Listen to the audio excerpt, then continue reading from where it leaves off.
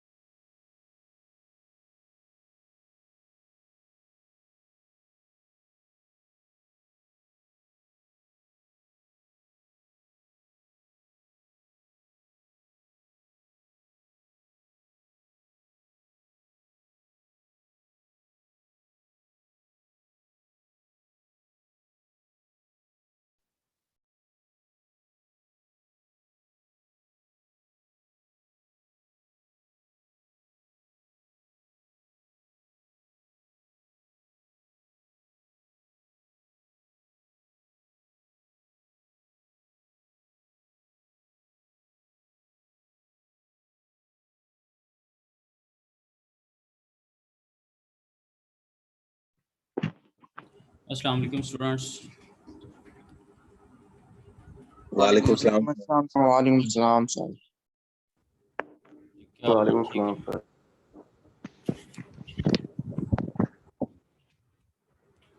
चलें जी, I hope so कि काफ़ी सारे स्टूडेंट्स ऑलमोस्ट सभी ज्वाइन कर चुके हैं। अभी एक आध मिनट में हम लोग स्टार्ट करते हैं।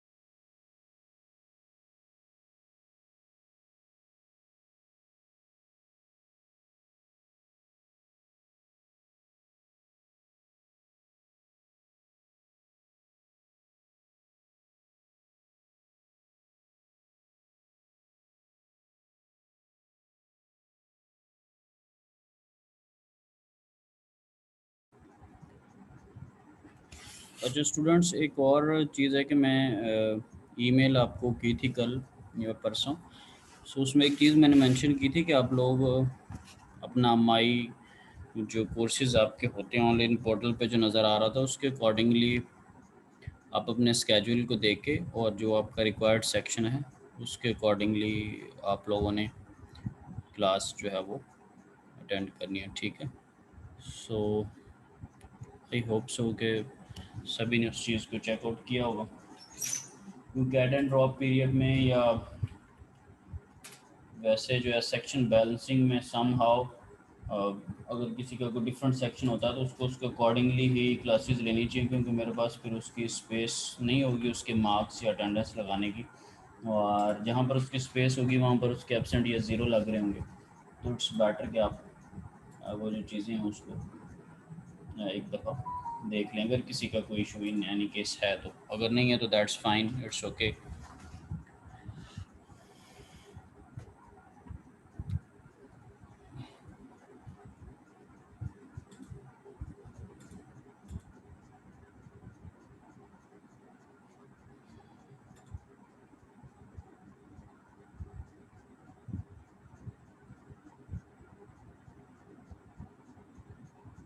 ओके जी, अब्दुल रहीम रऊफ़,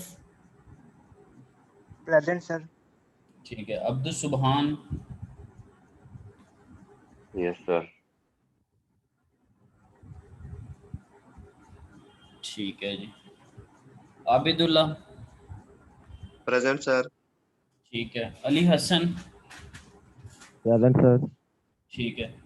आसिफ रहमान, प्रेजेंट सर। ठीक है जी। Daniyal Ali,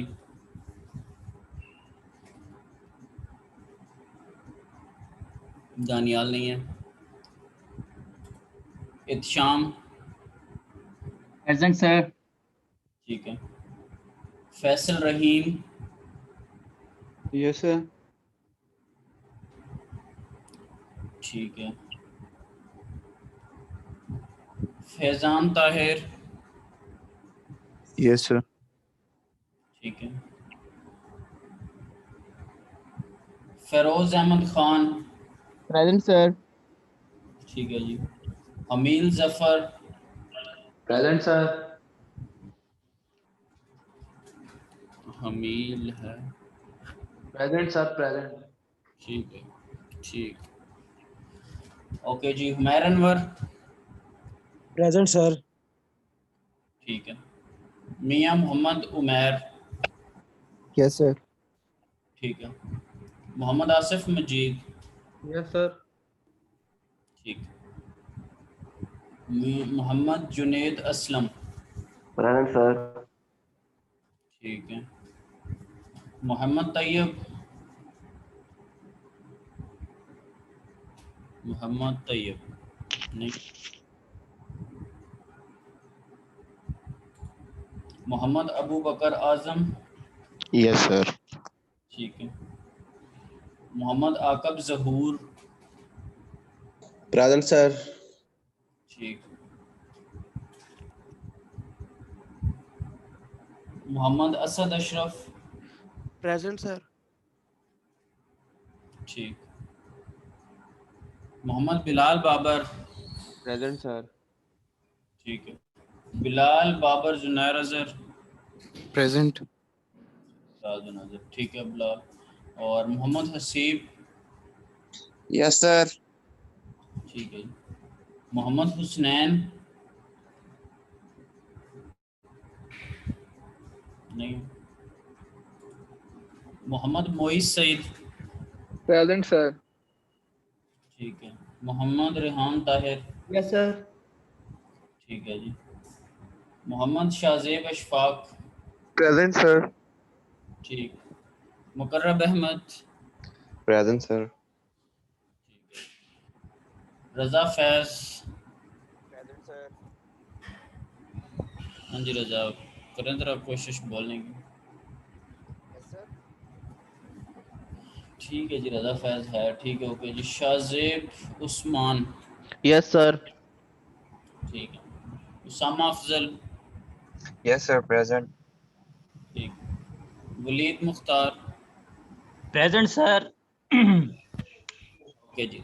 Zaid Ishtiaq, Present, sir. ठीक। अच्छा,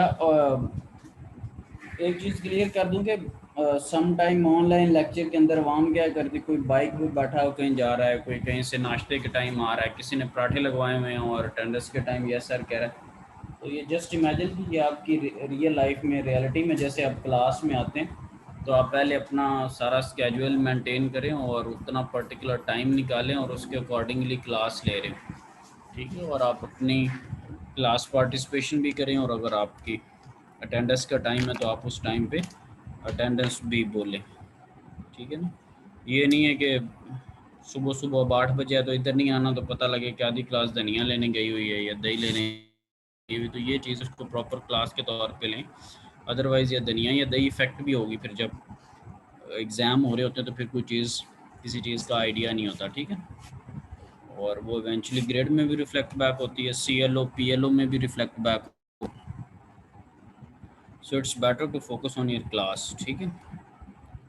इसको फॉर ग्रांटेड नहीं लेना ऑनलाइन सेटअप को, जो थोड़ी देर के लिए पर्टिकुलरली है, क्योंकि इसमें हमने चैप्टर नंबर 2 करना है, ठीक है, जो कि अभी होपफुली एक आध लेक्चर में या थोड़े टाइम में हो जाएगा स्टार्ट। तो वो एक कंसेप्चुअल जो है वो चैप्टर है, इम्पॉर्टेंट भी है, डेफिनेट सी बात है। आगाज़ में कॉन्सेप्ट्स डायोड के बेहतर होंगे तो सारी चीज़ें आगे फर्दर चलेंगी। सो मैंने बुक शेयर की हुई है, आई होप सो के सारों को नज़र आ रही होगी। यस सर, नजर यस आ सर, रही है। नजर आ रही है सर। ठीक है जी। सो अब इसको करते हैं ज़रा स्टार्ट।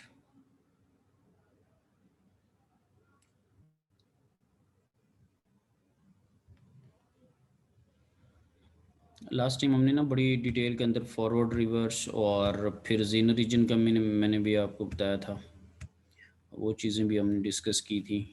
ये लास्ट टाइम हम पिक्चर डिस्कस कर रहे थे, जो कि अभी मैं आपके सामने इसको कर दूँ। ठीक है जी, ये वो चीज़ थी, इसको हमने इन डिटेल डिस्कस किया था। ठीक है, और आई होप सो कि आपने कोई ना कोई लैब परफॉर्म की होगी डायोड के ऊपर, ऐसे ही है? अब तक तो कर लिया होगी पिछले। Yes sir. Yes sir. Yes ठीक सर, है, की थी सर। ठीक है। तो क्या उसमें चेक किया है कि रेजिस्टेंस ज़ीरो कब होती है, मैक्सिमम कब होती है? फॉरवर्ड रिवर्स को चेक किया, और क्या किया था? वोल्टेज चेक किए थे कि वोल्टेज चेक यानी किए थे बस। मुख्तलिफ वैल्यूज लेके ना देखा था कि वो कितना हमें यानी करंट मिलता है, कितने वोल्टेज पे सर कितना करंट मिलता है। वीडी फाइंड कर रहे थे एक्चुअली हम। अब्दुल रऊफ को करंट बड़ा पसंद है। सर ठीक है, एक्चुअली कोई हम भी वीडी बात फाइंड हो कर तो रहे ये थे। करंट फाइंड आउट करता है ना। नहीं, वैसे हो तो सकता है यानी इसने करंट फाइंड आउट किया हो, लेकिन ये करंट पे मिनट के अंदर करंट में पहुंचता है शायद, पता नहीं उधर कोई और इनाम निकला सर हुआ जी है उधर। फार्मूला लगाया था आई इज इक्वल टू सर पी वी आर डी मान ओवर आर। लीजिए। आर हमने लिया था वो हर एक वैल्यू में हमने करंट फाइंड किया था। वो हम्म हम्म, हम्म। वोल्टेज फाइंड करने थे तो करंट तो आना था, डायोड वो के वैसे क्रॉस तो क्या मैंने करंट आ वोल्टेजेस आ जाना। रहे थे, डायोड जो लगाया था? सर पॉइंट में आ सर रहे थे। दो लगाए थे, सिलिकॉन का एक जर्मेनियम का लगाया था, डिफरेंट थे उसमें। क्या क्या था? सिलिकॉन में कितने थे, जर्मेनियम 0.7 तो नहीं आ रहा, थोड़ा बहुत सामा कोई डिफरेंट भी यस होगा। Sir, point yes sir, seven different था। कितनी क्या वैल्यू थी? 0.54 थे मेरे ख्याल से अच्छा। सिलिकॉन में, सर यस सिलिकॉन सर में एक और पॉइंट 1 जर्मेनियम वोल्ट में एक पे पॉइंट 0.27 थे। 0.5 थी। दूसरे में कितना था? 0.27। 0.28 सर। अच्छा, ठीक। करंट वगैरह देखा था, ये नहीं चेक किया था कि फॉरवर्ड कैसे चेक करते हैं, रिवर्स कैसे चेक करते हैं? अगर अभी सर डायोड वो फॉरवर्ड टर्मिनल बाइस है लगा के चेक कर लिया था। टर्मिनल लगा टर्मिनल चेक कर लिए थे, पॉजिटिव तो को पॉजिटिव देके नेगेटिव को नेगेटिव देके, और उसको उल्टा के भी पता लग गया था। ओएल आता नहीं, सर है ना मल्टीमीटर से पता चल जाता है वो, फिर मल्टीमीटर से। नेगेटिव में वैल्यू देता है सर डिवाइस यस में, सर। जब उल्टाते तो मल्टी वो वाला आता था। अच्छी बात है, आहिस्ता आहिस्ता लाइन पे आ रहे हैं। मल्टीमीटर को कौन कौन सी जगह पे रखा है? कि ये जो ओएल का कह रहे हैं सारे लोग, ये मल्टीमीटर की नॉब को घुमा के आप वोल्टेज पे रखा था, करंट पे रखा था, किसी और जगह पे डायोड रखा पे था? सर वो डायोड पे सर, वो डायोड उसका पे लोगो रखा मैंने था। रखा था, और देन सर फिर हमने वोल्टेज पे भी रखा था। वोल्टेज ये पे वीटी फाइंड करने के लिए रखा था। ठीक है, बिल्कुल। अच्छा, दो तीन चीज़ें हैं ना, बात एक बिल्कुल एक प्रॉपर वे में क्लियर किया करें। दो चीज़ें होती हैं, पहली बात तो ये है कि आप चेक क्या कर रहे हैं, मतलब आपके माइंड में क्या, और सेकंडली ये चीज़ है कि आपने उसकी नॉब को किस पॉइंट पे रखा हो। तो वहाँ पे डायोड का कोई साइन बना हुआ था, आपने उसके ऊपर रख यस लिया सर, उसको, yes sir. Yes yes positive negative आपने लगा के देखा। तो ये जो कह रहे हैं कि ओ एल आ रहा था, ओ एल से क्या मुराद है भला? Open circuit sir. Maximum current. Sir open circuit था उसका, इनके वो करंट अच्छा, पास नहीं तीन करना था। कमेंट आए हैं मेरे पास, एक ओपन सर्किट वाला आया और एक जगह से आवाज़ आई है जी मैक्सिमम करंट। मैक्सिमम करंट की एक आवाज़ आई है और एक ओपन यस सर, सर्किट वो की मैंने आवाज़ बोला आई है। था। हाँ जी, हाँ मैक्सिमम हाँ, करंट। वो आ रही। अच्छा, और जी क्या इससे क्या आपको क्या पता चला ओ एल से? हाँ, sir reverse voice. O L से वो कह रहे हैं हमें पता चला रिवर्स बायस। तो ओ एल जो था, ओ एल का जो एब्रीविएशन बनता है, क्योंकि फिर पढ़ने से शौक से चीज़ें आती है ना, मेरे माइंड में भी open overload sir. Circuit. Sir हाँ ओवर जी, सर्किट, ओपन सर्किट। वो अब करने लगा हूँ, बस सब बातें ख़त्म हो गई हैं। तो हमारे जहन में यही आता है कि ओपन सर्किट है, ठीक है। फिर साफ ज़ाहिर है एल से तो सर्किट नहीं बन रहा होता।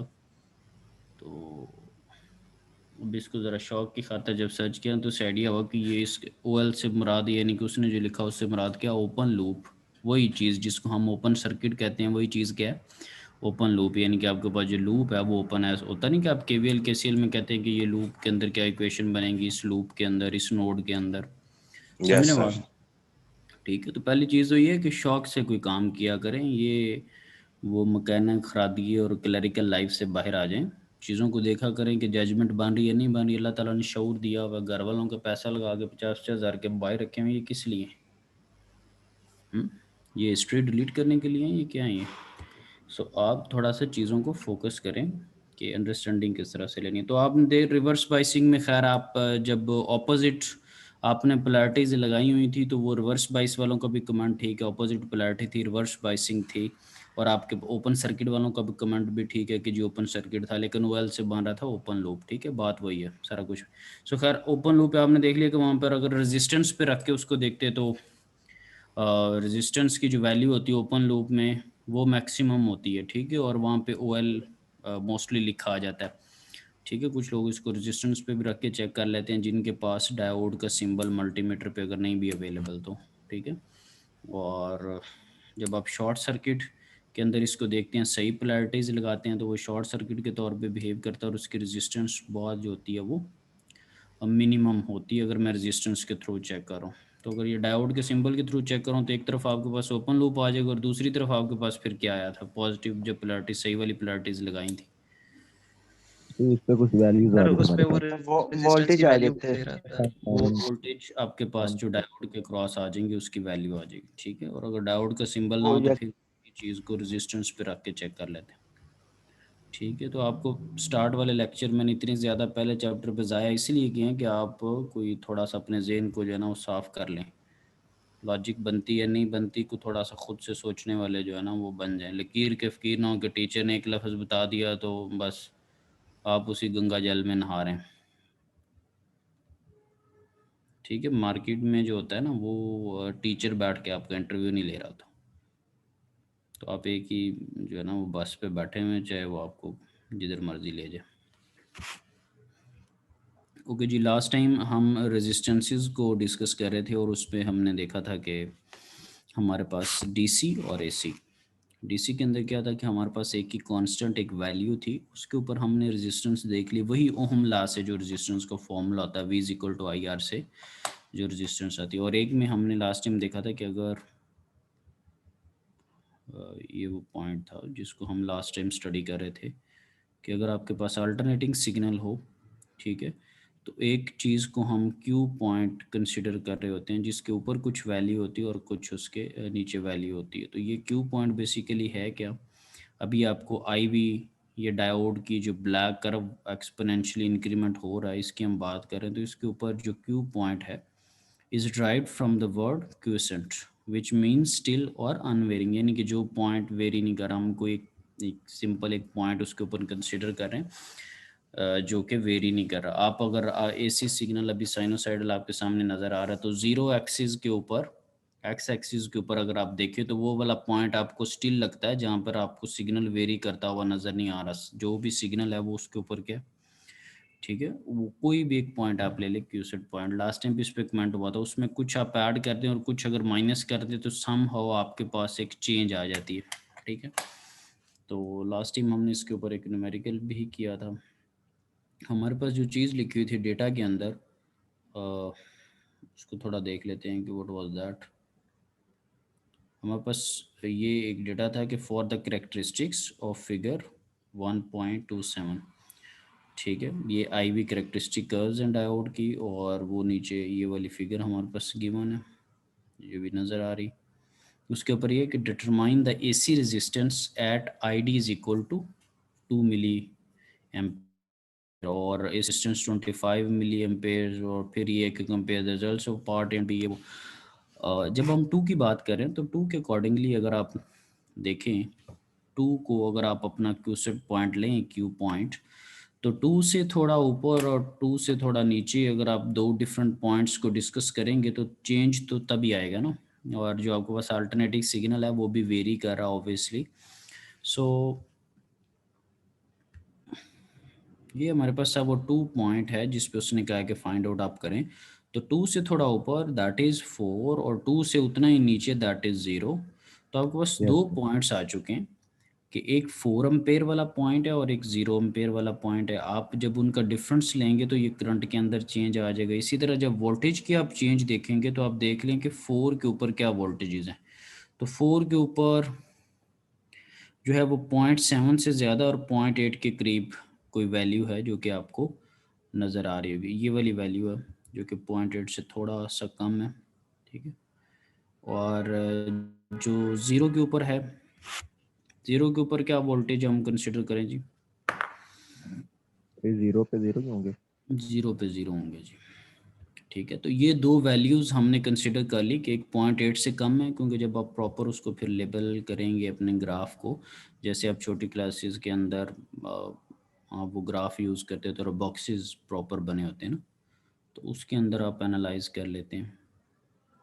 क्योंकि यहाँ पर तो हमारे पास, यहाँ पर हम क्या कह रहे हैं, यहाँ पर हम ये कह रहे हैं कि 0.8 से थोड़ी कम वैल्यू है 4 के ऊपर, और 0 के ऊपर 0 को हम कंसिडर करें।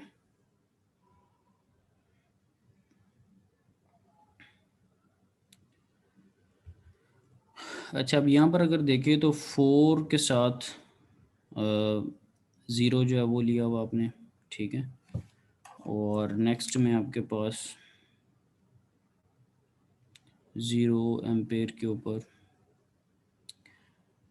अच्छा, यहाँ पे अगर आप वोल्टेजेस को देखें तो जो 0.8 से हम कम कह रहे थे 0.76, ठीक है।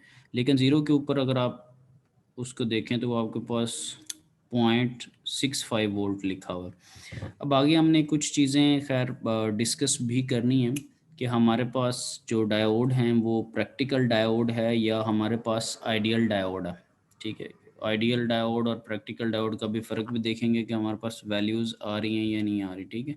समहाउ तो अगर आप इसको 0 भी कोई कंसिडर करना चाहे तो उसको कर सकते हैं, क्योंकि ग्राफ के पॉइंट ऑफ व्यू से 0 एम्पेयर के ऊपर अगर हम देखें तो हमारे पास वोल्टेजेस जो हैं वो 0 ही उसके ऊपर आ रहे होंगे, ठीक है। लेकिन ये जो ग्राफ वाला लेयर है, ये आपके पास चूँकि ये पूरी लाइन यहाँ से यहाँ तक 0 एम्पेयर के ऊपर ही लाई कर रही है ना, ये जितनी मैंने रेड के अंदर लाइन की अगर आप देखें तो इस पूरी लाइन के ऊपर 0 आपके पास वैल्यू है करंट की। करंट की वैल्यू आपको कब मिलना शुरू होगी, जब आप पोटेंशियल बैरियर से ज़्यादा देंगे। किससे ज़्यादा देंगे? 0.7 के करीब करीब से के करीब करीब ज़्यादा देंगे। अभी मैंने आपसे सिलिकॉन की कुछ वैल्यूज़ भी पूछी थी, वो भी कुछ इस पर्पज़ से पूछी थी कि प्रैक्टिकली एग्जैक्ट आपके पास 0.7 नहीं आ रहा, कोई कह रहा है 0.5 आ रहा है, कोई कह रहा होगा कि 0.6 समथिंग आ रहा होगा। और इसी तरह जर्मेनियम के केस में आपने बताया कि 0.3 की बजाय 0.2 समथिंग आ रहा है। तो अगर मैं इसको एक दफ़ा दोबारा क्लियर कर, तो आप देखें कि 0.7 से पहले ही ये ग्राफ थोड़ा सा ऊपर को जाना शुरू हो गया, ठीक है। होना तो ये चाहिए ना कि सिलिकॉन के केस में चीज़ें थोड़ी सी डीपली नोट करने वाली है कि सिलिकॉन के केस में ये बिल्कुल 0.7 के ऊपर 0 से नहीं, उससे थोड़ा सा पहले ये जो है, ये मैं इसको बनाने की साइड पे कोशिश करता हूँ, ये थोड़ा सा इंक्रीमेंट की तरफ जाना शुरू कर देता है, ठीक है। और अगर मैं इसको देखूं तो ये 0.7 से पहले 0.6 के करीब इसकी वैल्यूज़ जो हैं वो 0 से अबव होनी शुरू हो गई, ठीक है। और 0.7 पे प्रॉपर्ली वो फिर एक्सपोनेंशियली इंक्रीज़ करा। तो ये एक वे है कि आप इस ग्राफ को किस तरह से बनाते हैं, ठीक है। और सेम उसी तरह ही अब अगेन दोबारा एक चीज़ को मैं हाईलाइट करने लगा हूँ, वही रिपीट करने लगा हूँ कि ये जो मैंने रेड कलर में चीज़ें हाईलाइट की हैं, इस पूरी लाइन के ऊपर आपके पास 0 एम्पेयर आ रहा है, ठीक है। तो कोई भी वैल्यू जो है वो 0 एम्पेयर के ऊपर कंसिडर की जा सकती है। 0 कर सकता है कोई 0.1, 0.2, 0.3, 0.4, 0.6 समहाउ कोई भी जो वैल्यू है वो 0 एम्पेयर के ऊपर कंसिडर की जा सकती है, क्योंकि इस पूरी लाइन के ऊपर 0 वैल्यू है। कब 0 से करंट आपको बढ़ना शुरू होगा, और करंट कैसे बढ़ेगा? आईडी का जो शॉकली इक्वेशन का formula I D is equal to I S और e raise to power something, और उसके अंदर वी डी आ रहा होता, ठीक है। तो अब थोड़ी सी एक चीज़ क्लियर हुई कि हम अगर 0 लेना चाह रहे हैं या 0 के अलावा कोई वैल्यू लेना चाह रहे हैं तो 0.65 को वो किस सेंस में ले रहा है, ठीक है। उसने बिल्कुल वो लास्ट वैल्यू कंसिडर कर लिया है, जिस वैल्यू पे वो ये समझता है कि उसके बाद जो उसका करंट है ना वो 0 नहीं रहेगा, ठीक है। 0.65 के बाद आहिस्ता आहिस्ता करंट जो है वो 0 से इंक्रीज़ करना शुरू कर जाएगा, 1, 2 और 4 की तरफ जाना शुरू हो जाएगा, ठीक है। यहाँ पर कोई इसकी रीज़न नहीं है, लेकिन जो एक रीज़न यानी कि देखने में बन रही है, ठीक है। Yes sir. क्लियर है इस चीज़ को सारों को कि ये जो मैंने हाईलाइट की हुई है डायग्राम के ऊपर और 0 एम्पेयर साथ में लिख दिया है, ये पूरी लाइन हमारे लिए 0 एम्पेयर दे रही है। इसमें कोई भी अगर हम पॉइंट कंसिडर करते हैं तो वो ठीक होगा। लेकिन Yes, sir. बाय बुक जो है, जो उसकी फीलिंग्स आ रही हैं कि बिल्कुल लास्ट पॉइंट जिसके बाद इसके पास करंट जो है वो इंक्रीज करना शुरू कर देगा, तो ये उस वैल्यू को यहाँ पर कंसिडर किया जा रहा है। अब ये सर सारी आगे चीज़ें, अगर जी जी बताएं। सर मतलब आगे अगर कोई न्यूमेरिकल आता है सर, उसमें भी हम अगर ये वाला हमारे पास सिनेरियो है तो वैल्यू फिर हम खुद ही कंसीडर करेंगे? नहीं, उसमें दो चीज़ें हैं कि हमारे पास अगर कोई भी सिनेरियो आता है तो उसमें हम इसी चीज़ को फॉलो करेंगे, और साफ ज़ाहिर उसमें हम 0.65 नहीं लिख रहे। इसी चीज़ को फॉलो करने का मतलब ये है कि जब आपके पास करंट इंक्रीमेंट की तरफ जाने लग जाए, जो बिल्कुल ज़ीरो के ऊपर आखिरी वैल्यूज़ जो ज़ीरो के ऊपर आ रही हैं, ठीक है, जो हमारे पास ज़ीरो के ऊपर आखिरी वैल्यूज़ आ रही होंगी उनको हम अज्यूम करें। क्योंकि अभी अगर मैं यहाँ पे आपकी चीज़ में थोड़ा ऐड कर दूँ कि अगर सिलिकॉन का लेड से केस नहीं है, जर्मेनियम का हम बना देते हैं, तो उसका जो ग्राफ होगा, उसका ग्राफ यूँ जाते जाते वो 0.3 के करीब यूँ जाने लग जाएगा, ठीक है।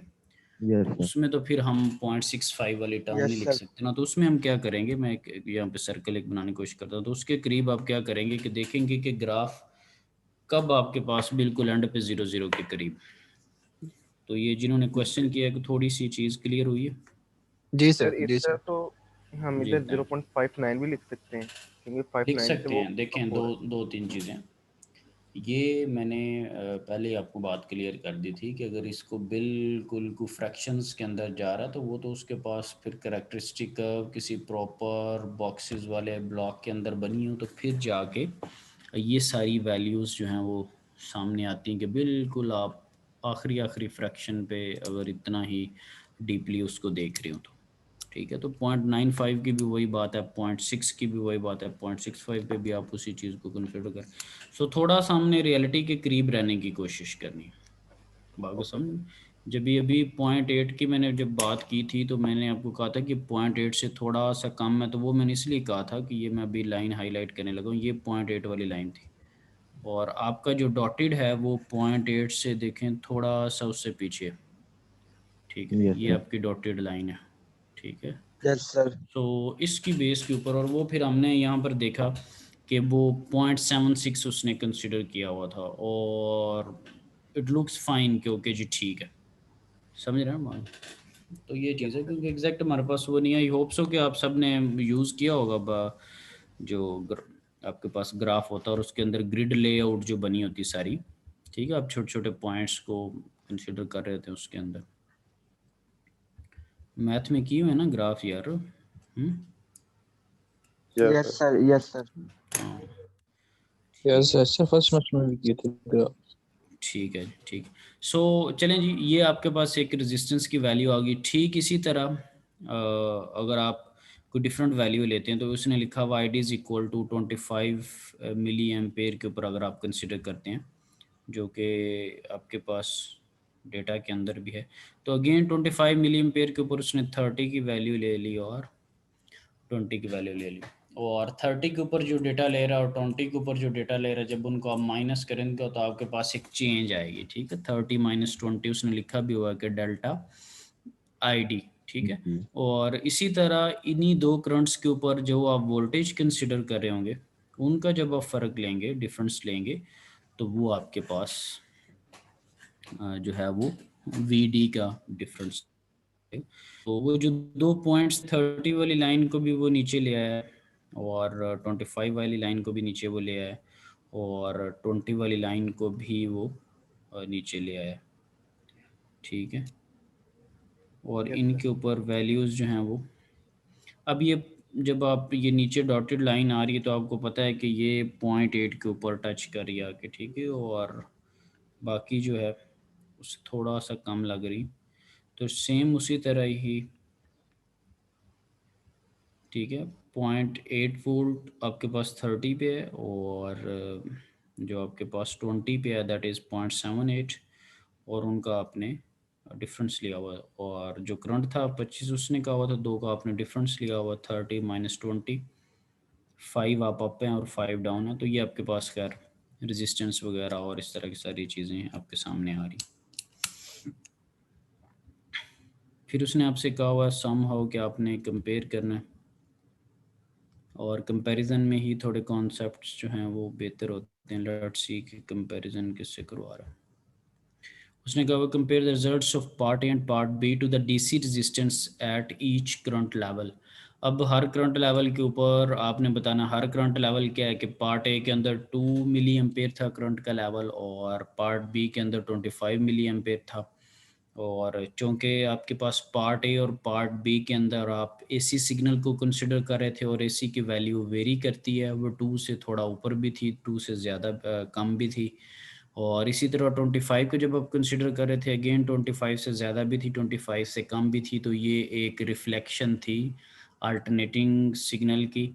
और जब आप डीसी की बात करेंगे तो तब आप डेफिनेट सी बात है, अगर 2 मिली एम्पेयर कह रहे हैं तो दैट मीन्स वो 2 ही है, और अगर आप 25 मिली एम्पेयर कह रहे हैं तो वो 25 ही है। यही डीसी का मतलब होता है कि वैल्यूज़ चेंज नहीं हो रही। तो खैर आपने पार्ट ए और पार्ट बी के रिजल्ट्स को डीसी वैल्यू के साथ कंपेयर करना है। अब पार्ट सी की जब आप बात कर रहे होंगे, डीसी वैल्यू की बात कर रहे होंगे, तो आप ये नहीं कहेंगे कि 2 से ऊपर 4 हो गया और 2 से नीचे 0 हो गया, या 25 से ऊपर 30 हो गया और 25 से नीचे 20 हो गया। ये जो कॉन्सेप्ट्स हैं, ये जो वर्डिंग है, ये एसी सिग्नल को सूट करती है, अल्टरनेटिंग को। हम यहाँ पर पार्ट सी के अंदर थोड़ा सा एक डिफरेंट टच दे रहे हैं। हम डीसी को फाइंड आउट करके पार्ट ए और पार्ट बी के रिजल्ट्स को कंपेयर करें, राइट। सो जब आपने देखा कि 2 मिली एम्पेयर के ऊपर आपके पास कितनी वैल्यू है, तो बाय ग्राफ उसने देखा कि 2 मिली एम्पेयर के ऊपर 0.7 वोल्ट बनती है। और ये ब्लैक कलर का डॉटेड है। अभी कर्सर भी मैं साथ मूव कर रहा हूँ, होप सो कि आपको नज़र आ रहा होगा। Yes sir. कर्सर भी ठीक है। Yes, सो sir. 2 के ऊपर आपके पास 0.7 है जी। और 2 के ऊपर क्या है जी 0.7। अब जो आपने वैल्यू कैलकुलेट की है वो आई है 350 ओम, ठीक है। नीचे लिखा हुआ विच फार एक्सीड्स द आरडी ऑफ 27.5 ओम। अब एसी के केस में आपके पास जो रेजिस्टेंस आ रही थी वो 27.5 है, और जो डीसी के केस में रेजिस्टेंस आ रही थी वो 350 है। अब अगर आप पार्ट सी का ये जो मैंने फॉर्मूला लिखा हुआ है इसको अगर आप गौर करें तो देखें कि अब इसके अंदर चेंज नहीं है, ठीक है। ये जो दोनों टॉपिक हमने पढ़े हैं डीसी और एसी के, ये चेंज नहीं है, ये कांस्टेंट हम वैल्यू की बात करें। और उसने भी वहाँ पे लिखा हुआ है कि आप डीसी रेजिस्टेंस लेवल चेकआउट करें। तो ये जो वर्डिंग आ रही है उसको आहिस्ता आहिस्ता उनको अंडरस्टैंड करने की कोशिश एग्जैक्ट करें। वैल्यू ली हुई है इनकी, किनकी भला 25 एग्जैक्ट ली हुई?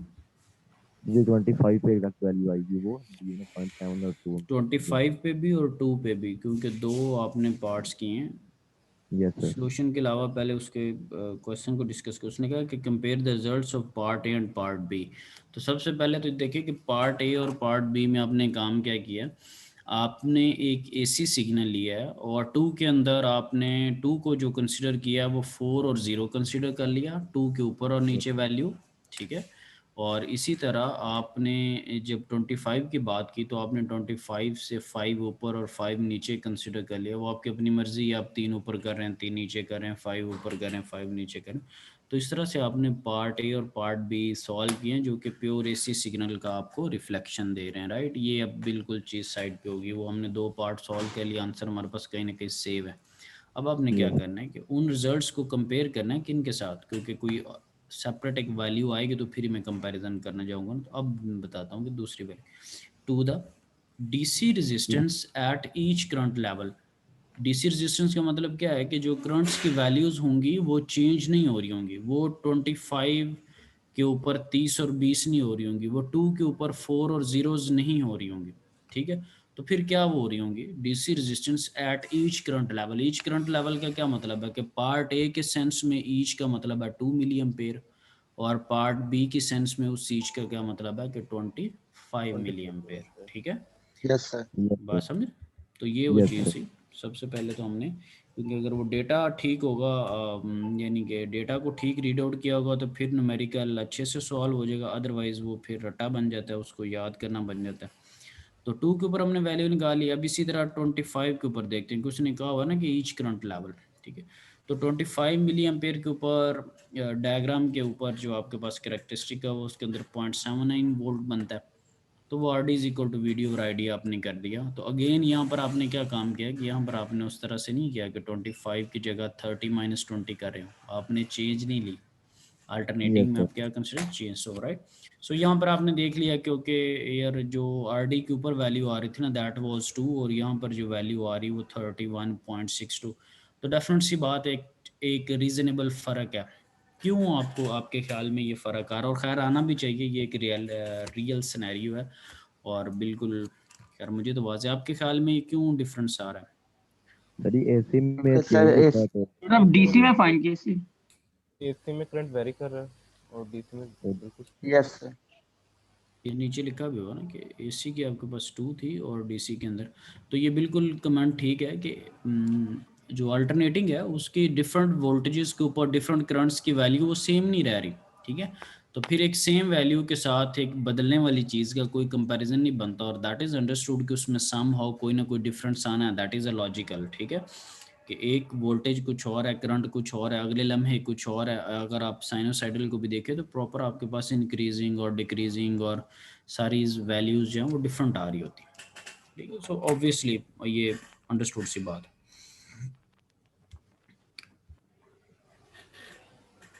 ओके अच्छा, अगर आप इसी चीज़ को थोड़ा आगे कंटिन्यू करें, अगर हमारे पास जो Ohm law V is equal to I R, उसके अंदर अगर आप रेजिस्टेंस का फॉर्मूला देखें तो वो क्या होता है जी?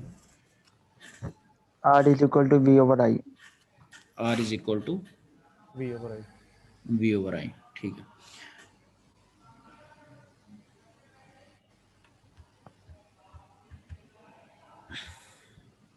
अच्छा, अगर हम कुछ इस तरह से इस फार्मूला कंसिडर करें, रेजिस्टेंस के फार्मूला को एक दफ़ा साइड पे रख दें, अगर हम ID की डेरिवेशन करें विद रिस्पेक्ट टू VD, ठीक है, जैसे आप किसी चीज़ की स्लो फाइंड आउट कर रहे होते हैं या कोई पॉइंट फाइंड आउट कर रहे होते हैं।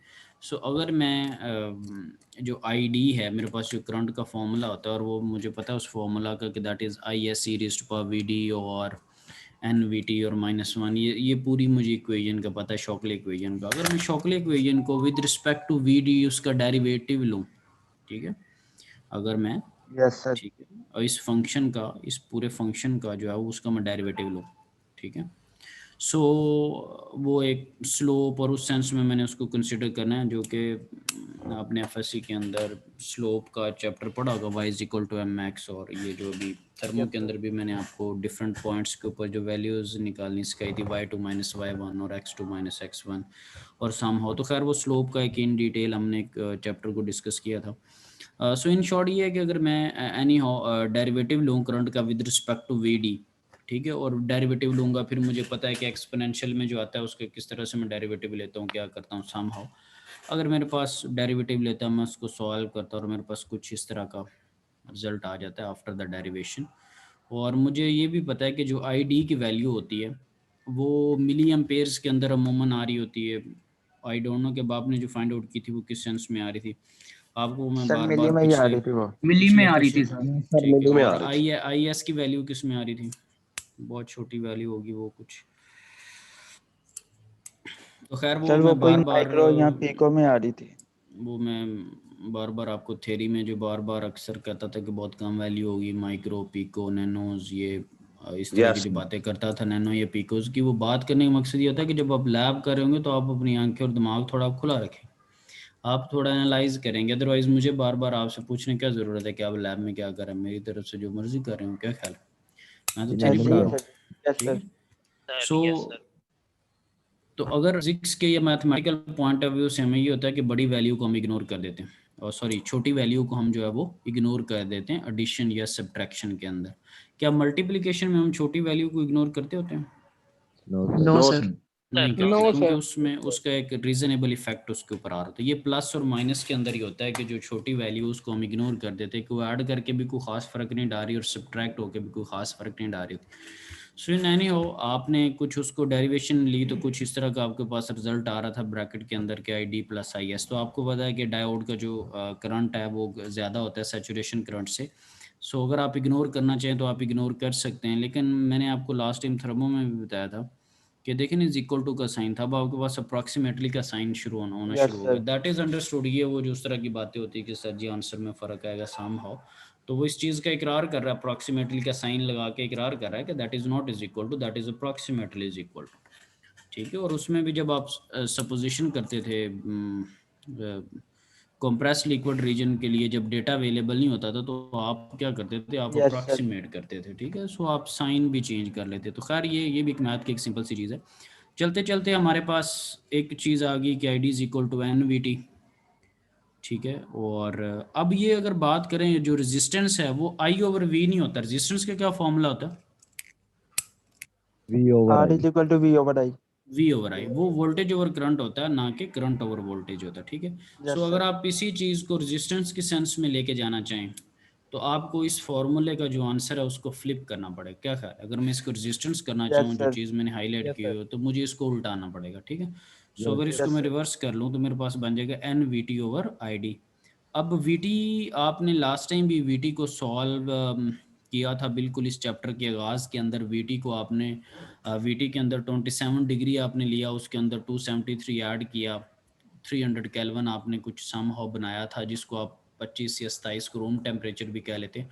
तो वहाँ पर आपके पास वी टी का आंसर आया था 26 मिली वोल्ट, और अमूमन हम 26 मिली वोल्ट कंसिडर कर लेते हैं ये ज्यूम करके कि ये रूम टेम्परेचर ही है, क्योंकि ये 27 पे आंसर निकला हुआ 27 डिग्री सेल्सियस के ऊपर। मैं ये क्यों कह रहा हूँ, ये इस चैप्टर के आगाज़ में भी आपने देखा वीटी का फॉर्मूला भी आपको बताया था जिसमें के भी आ रहा था, Yes, sir. और उसके अंदर टी का कॉन्सेप्ट भी था, माइट क्या बी वो क्यू भी का था? कॉन्सेप्ट भी था। Yes, sir. तो ये लास्ट टाइम मैंने क्लास के अंदर क्वेश्चन भी पूछा था और बिलाल जुनैर और एक दो लोगों ने आंसर भी किया, और खैर ठीक है। तो वीटी के होता क्या है, वो जब बात आई थी, जब टेम्परेचर का ग्राफ आने लगा था, तब मैंने आप लोगों से कुछ क्वेश्चंस किए थे इसके ऊपर। सो आरडी का एक हमारे पास एक फॉर्मूला आ गया कि RD is equal to 26 milli volt over ID, ठीक है। और इस फॉर्मूला को भी अगर हमने यूज़ करना हो तो हम इसको यूज़ कर सकते हैं, ठीक है। हम क्या करेंगे कि हम Yes, करंट sir. की जो वैल्यू है, डायोड का जो करंट है, ठीक है, वो लिखा हुआ the dynamic resistance can be found simply by substituting the quotient value of the diode current into the equation. तो आप करंट की कौन सी वैल्यू दे रहे हैं, जो क्यूसेंट वैल्यू होती है, जो कि लेट से आपको क्वेश्चन में भी दी हुई थी 2 या 25 दी हुई थी, तो आप क्यूसेंट के थोड़ा ऊपर और थोड़ा नीचे रह रहे थे, ठीक है। सो क्यू पॉइंट कौन सा है, जो कि स्टिल और अनवेरिंग होता है, तो इस सेंस में भी हम कर सकते हैं। फिर एक और चीज़ होती है, ये आपके सामने फॉर्मूला लिखा हुआ R D dash is equal to 26 milli volt divided by D plus R B. और ये बार बी का क्या चक्कर है, ये बॉडी रेजिस्टेंस है, ठीक है। बॉडी रेजिस्टेंस क्या है, जब आपके ऊपर डायोड होता है तो उसके जो कॉन्टैक्ट पॉइंट्स हैं कुछ, उनकी भी रेजिस्टेंस होती है। लाइकवाइज बैटरी है, बैटरी के कॉन्टैक्ट पॉइंट्स हैं पॉजिटिव नेगेटिव, उनकी भी कुछ रेजिस्टेंस। आप थोड़ा और डीपली जाएंगे आपको आइडिया होगा, जितनी आप वायर लंबी ले रहे हैं या समो ले रहे हैं, वायर की इंटरनली भी कुछ रेजिस्टेंस होती है, लेकिन वायर की चूंकि लेंथ बहुत कम होती है और रेजिस्टेंस बहुत माइनर होती है, हमने कभी उस चीज़ को कंसिडर नहीं किया, ठीक है। जिन मीटर से हम कैलकुलेशंस कर रहे थे उन मीटर के अंदर अपना इंस्ट्रूमेंटल एरर भी हो सकता है, right. Yes, sir. So body resistance, contact resistance, ठीक है, ये बीच में चीज़ें भी हो सकती हैं, तो इसीलिए उसके अंदर वर्ड क्या ऐड किया गया, प्लस आर बी, ठीक है। और अमूमन ये वैल्यू बहुत कम होती तो हम इसको कंसिडर नहीं करते, और आर डी के ऊपर भी हम आर डैश नहीं लगाते। अब आर डी के ऊपर उसने आर डैश क्यों लगाया, आपको बताया इसके ऊपर उस सर ये डिपेंड कर रहा है किसी पे? What did he? आरडी के ऊपर उसने आर डैश इसलिए लगाया कि पहले आपको एक Changed है और- सिंबल, एक आपको एक ऊपर इक्वेशन 1.6 के अंदर एक फॉर्मूला बता चुका है कि R D is equal to 26 milli volt divided by D, ठीक है, Yes, sir. ये आपको बता चुके। और अगर इसके अंदर आर बी ऐड करके भी उसका सिंबल वही रखे तो फिर तो वो रिफ्लेक्शन ठीक नहीं बनती, Yes, sir. ठीक Yes, है। sir. तो उसने एक Yes, आपको sir. आरडी बताया, यहाँ पर वो आपको ये कंसिडरेशन दे रहा है कि इसमें मैं बॉडी रेजिस्टेंस को इंक्लूड करके एक एडिशनल आपको एक चीज़ दे रहा हूँ, है वही आरडी ही है, रेजिस्टेंस ही है डायोड की, लेकिन विद सम एडिशनल फीचर्स है। इसके अंदर कुछ और चीज़ों को भी मैंने कंसिडर किया, और अगर आप नहीं करते तो आप आरडी कर रहे हैं, और अगर कंसिडर करते हैं तो आप आरडी डैश कर रहे हैं, और इनकी वैल्यू बहुत कम होती है और सम हो आप उसको इग्नोर भी कर देते हैं, ठीक है। यहाँ पे लिखा with the factor R B range typically from 0.1 ohm, high power devices के लिए मैक्सिमम वो 2 होम तक जाती है, ओके। अब इसी अगर फार्मूला के थ्रू अगर मैं कैलकुलेशन करूं, जो ऊपर मेरे पास एग्जांपल गुजरी है 25 मिली एम्पेयर की, ठीक है, और 25 मिली एम्पेयर के ऊपर अगर मैं कैलकुलेशन करूं, अभी जो ऊपर न्यूमेरिकल गुजरा, so R D is equal to 26 milli volt divided by I D, और आई डी मेरे पास क्या है 25 मिली, ठीक है। ऊपर पार्ट ए और पार्ट बी जो अभी सॉल्व कर रहे थे उसको थ्रू फॉर्मूला अगर मैं डिस्कस करूं। सो नाउ मेरे पास जो रिजल्ट है दैट इज 1.04 ओम, ठीक है। और अब 1.04 ओम, और अगर वहां पर देखें तो वहां पर जो था दैट वाज 2, ठीक है। Yes sir. सो यहाँ पर वो क्या एनालिसिस करने लगा, ठीक है। यहाँ पर उसने फिर क्या बात की, 1 और 2 के फ़र्क को किस तरह से किया है, बॉडी रेजिस्टेंस के चक्कर में डालने की कोशिश करेगा अभी आपको, लेट मी, ठीक है। सो उसने लिखा हुआ the difference between 1 ohm could be treated as the contribution of RB. आपके पास आंसर आना चाहिए था 2, आपके पास आ रहा है 1.04। तो वो ये कह रहा है कि इस फॉर्मूला के अंदर मैंने बॉडी रेजिस्टेंस को इंक्लूड नहीं किया, मैं सिर्फ क्या लिखा 26 milli volt divided by ID. तो कुछ जो फर्क है माइट भी वो कांटेक्ट रेजिस्टेंस, बॉडी रेजिस्टेंस, उसकी वजह से आ रहा है, ठीक है। दैट इज परसेप्शन, वो एनालिसिस कर रहा है, ठीक है। और इसी तरह 2 मिली एम्पेयर के ऊपर उसने देखा है, और वो आपके पास 26 ओम ही आ रहा है। साथ में 2 मल्टीप्लाई हो रहा है वो बताते हैं। और आर डी की वैल्यू यहाँ पर जो हमारे पास है 27.5,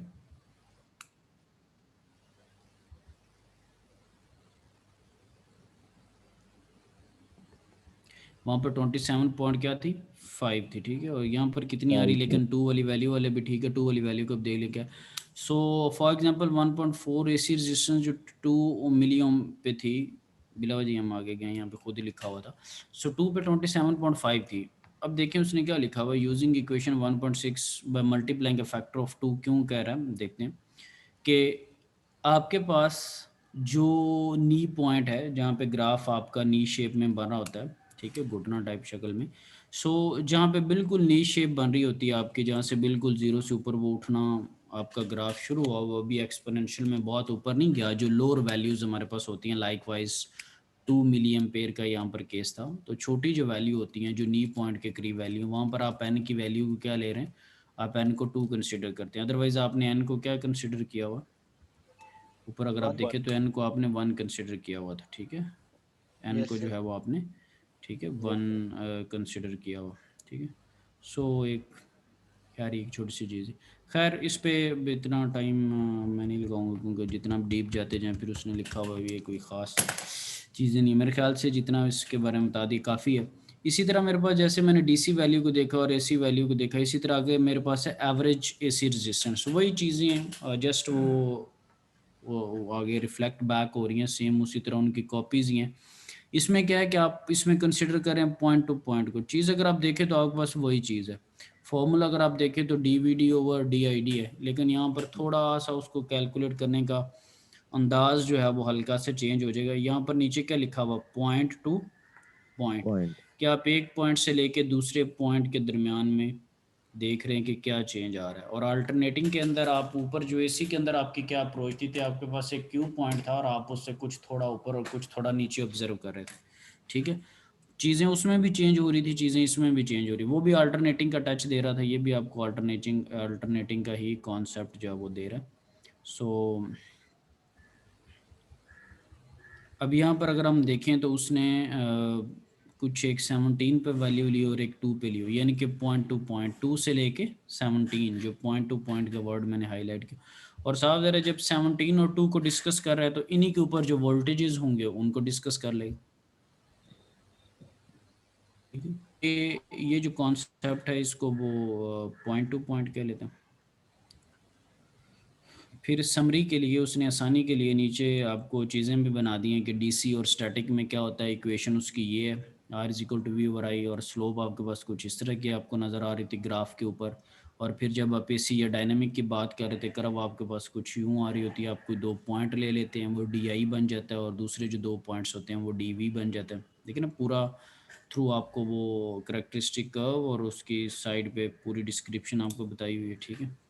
और क्यू पॉइंट के अकॉर्डिंगली आप उसको डिफाइन करें, और जब आप एवरेज एसी की बात करें तो उसका फॉर्मूला वही है, जस्ट क्या पॉइंट टू पॉइंट का फ़र्क है, और defined by a straight line between the limits of operation. तो उसमें आप कोई 2 स्पेसिफिक पॉइंट ले रहे हैं, ठीक है, 0.1 से लेके 0.2 लाइकवाइज अगर इसकी बात करूं तो दैट इज़ अ पॉइंट। ये दो जो पॉइंट है, एक पॉइंट से दूसरी, इसको पॉइंट टू पॉइंट करें। जैसे ऊपर आपने क्या देखा था 17 और 2 को आप देख रहे, तो ये खैर 3 वे थे रेजिस्टेंस को कैलकुलेट करने के। अगर एसी आपके पास सिग्नल हो तो आपकी अपनी मर्जी है कि आप सेकंड और थर्ड मेथड दोनों यूज़ कर सकते हैं। डीसी हो तो फर्स्ट मेथड आप यूज़ करेंगे डीसी के लिए। अब डायोड की इक्विवेलेंट सर्किट पे आते हैं, जो कि बहुत ही एक अच्छी चीज़ है हमारे लिए। यहाँ पर अगर आप देखें तो आपको 0.7 वोल्ट के ऊपर उसने वीके लिखा हुआ है। ये वीके का मैं आपको पहले बता चुका हूँ कि थ्रेशोल्ड वोल्टेज, ठीक है, और ये उसने लिखा हुआ है। अब देखते हैं कि हमारे पास डायोड के इक्विवेलेंट बनता क्या, ठीक है जी। ये बिल्कुल एक बड़ा इम्पोर्टेंट सा है हमारे पास। अच्छा, और ये जो अभी जो अप्रोच हम डिस्कस कर रहे हैं इसको हम कहते हैं कि piecewise linear equivalent circuit. ना देखते हैं कि क्या होता है। आपके ख्याल में आपको जिस डायोड का पता है वो दैट इज़ अ डायोड, ये मैंने हाईलाइट कर दिया। आप लैब में गए, आपने एक डायोड पकड़ लिया, ठीक है, इंटरनल सारी अभी हम उसकी डिस्क्रिप्शन वगैरह थ्योरेटिकली डिस्कस करें। अब आपको क्या ख्याल है कि ये जो डायोड है इसको कितने वोल्टेज रिक्वायर है अगर ये लेट से सिलिकॉन का है तो? 0.7 2.7। ये मैंने इधर हाईलाइट कर दिया। जब ये फॉरवर्ड बायस के अंदर कंडक्ट करेगा तो तब ये डायोड आपको सर्किट एनालिसिस की ज़ुबान में किस तरह का नज़र आ रहा होगा, ये मैंने हाईलाइट की हुई है फिगर 1.30। सर्किट के अंदर आप क्या करते हैं, वहाँ पर तो आप या वोल्टेज लिखेंगे या रेजिस्टेंस लिखेंगे या कैपेसिटेंस लिखेंगे या इंडक्टेंस लिखेंगे और उसको लूप लगा के सॉल्व करें। क्या ख्याल है, ठीक है? Yes sir. वहाँ पे आप तस्वीरें तो नहीं ना बना रहे होते कि डायोड की जगह डायोड की तस्वीर बना दी, रजिस्टर की जगह उसकी बना। आपको उनकी वैल्यूज़ कुछ सॉल्व करने के लिए कुछ चाहिए, आपने KVL KCL लगाने। इसका नाम क्या है, इलेक्ट्रॉनिक, ये जो EDC है, electronic devices and circuits.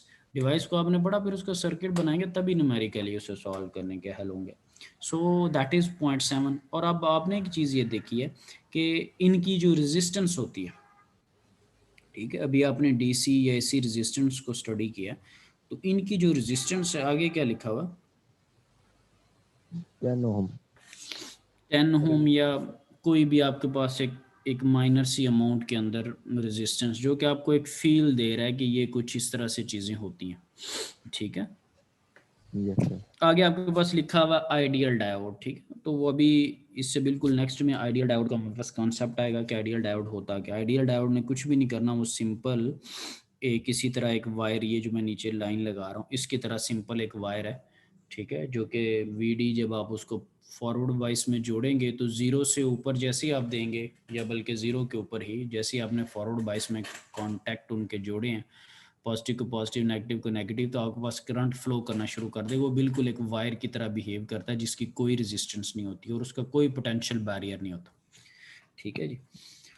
Yes sir. अभी उसको देख लेते हैं। ये बड़ी इंपॉर्टेंट डिस्कशन चलती रहती है पैरेलल में कि डायोड जो प्रैक्टिकल है या आइडियल है, इस तरह की बड़ी बातें चलती रहती हैं।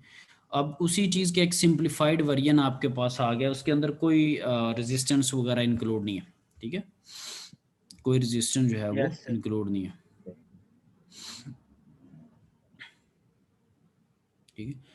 और ऊपर जो चीज़ें डिस्कस की उसमें ये भी लिखा हुआ है कि इफ़ द करेक्टरिस्टिक और स्पेसिफिकेशन शीट, जो कि आपको कहा था पढ़नी है, और वो अभी सिनेरियो थोड़ा चेंज हो गया लेकिन वो पेंडिंग है, जो मैं चीज़ें आपको पढ़ने के लिए कह रहा हूँ मेरे ज़हन में हैं, जहाँ पे आती है। अब आपको ये भी पता है कि मुझे बंदे का भी पता होता है, बंदे की सीट का भी पता होता है, और कौन से बंदे ने क्या कमेंट किया वो भी मुझे पता होता है, ठीक है। अच्छा किया बुरा किया क्लास में, जो भी मैं थोड़े थोड़े हवाले आपको देता रहता हूँ हल्का हल्का बताने के लिए, ताकि आपको थोड़ा फील हो जाए कि चीज़ें यहाँ पे नोट डाउन होती हैं, बंदे का दिमाग ठीक है, बादाम खाते रहते हो। सो अगर करेक्टरिस्टिक मतलब लेट से स्पेसिफिकेशन कोई शीट आपने पकड़ी है और डायोड की, और specification sheet of diode is not available, यानी कि एक तो ले लिया, अगर नहीं है लेट से अवेलेबल, तो फिर उसके अंदर तो जो RV जो रेजिस्टेंसेस हैं तो वो तो नहीं लिखी होंगी ना, ठीक है। तो वो आप उसने कहा हुआ कि अप्रॉक्सीमेट कर सकते हैं सी रेजिस्टेंस RD के फॉर्मूला से। वो खैर हमारे पास फॉर्मूला भी हम खुद से कैलकुलेट भी कर सकते हैं अगर दी हुई तो, ठीक है। अब थोड़ा सा सिंप्लीफाइड वर्जन करते हैं। वो जो RD है वो कोई रेजिस्टेंस इंक्लूड नहीं करी। For most application resistance are be sufficiently small to be ignored in comparison to the other elements of the network. आप क्या देखेंगे कि आप जब न्यूमेरिकल कर रहे होंगे तो आप RV को कंसिडर नहीं कर रहे होंगे।